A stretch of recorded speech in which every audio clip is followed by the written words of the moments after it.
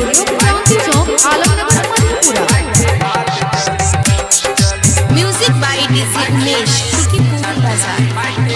आइले कार्तिक मास छठी माई के परब पूजा करिहा सबे मिलके दिहा आरग छठी माई के घाट चलिहा भौजी हे छठी माई के घाट चलिहा दिहा सूरज के भोरे भोरे आरग करिहा दीनानाथ के सबे मिलके पारग छठी घाट चलिहा भौजी हे छठी माई के घाट चलिहा भैया के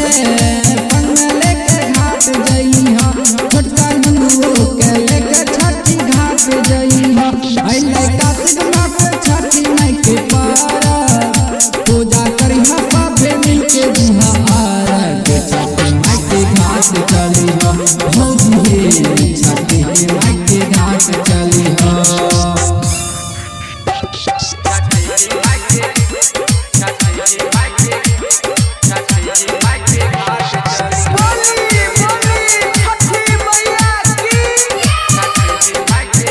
PM recording studio Kranti Chowk Alamnagar Madhepura.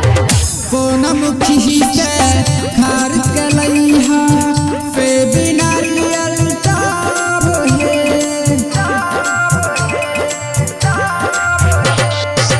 सोनमुखी से खार कलैहा से बिना लियल ताब हे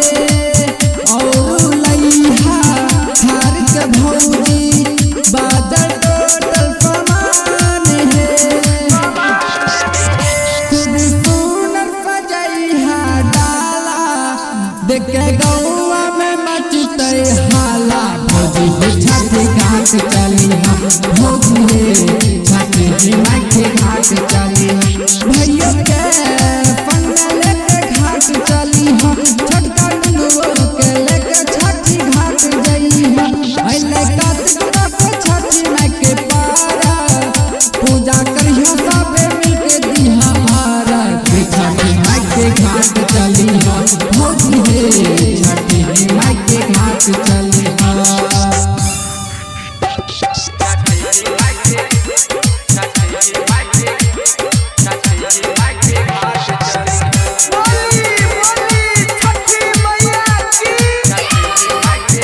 PM recording studio Kranti Chowk Alamnagar Madhepura. छठी माई छै बड़ दयालु जान दुनिया जहान हे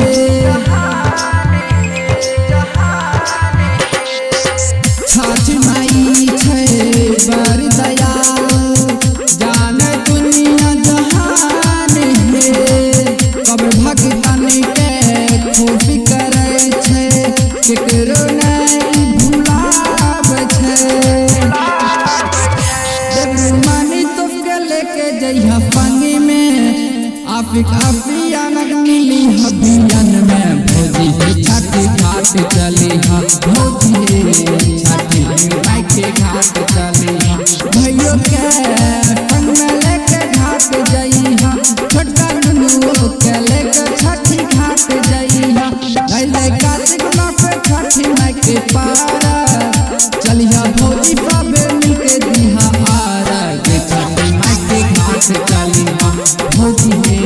छठी माई के घाट चलिहा। PM recording studio Kranti Chowk Alamnagar Madhepura.